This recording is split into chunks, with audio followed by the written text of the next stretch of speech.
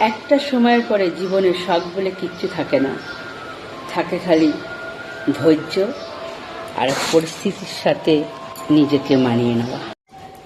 ভগবান শ্রীকৃষ্ণ বলেন, সুখের সময় তো সবাই পাশে থাকে, কিন্তু দুঃখ মানুষকে চিনতে শেখায়। তাই দুঃখ কষ্টকে ঘৃণা করো না, কারণ এই দুঃখ কষ্টই তোমাকে সত্য মানুষগুলো চিনতে শেখায়। ভগবান আরও বলেন, ভাগ্য তোমার হাতে নেই, কিন্তু সিদ্ধান্ত তোমার হাতে। ভাগ্যকে তুমি কোনোদিন বদলাতে পারবে না, কিন্তু তোমার একটা সঠিক সিদ্ধান্ত তোমার ভাগ্যটাকেই বদলে দেবে।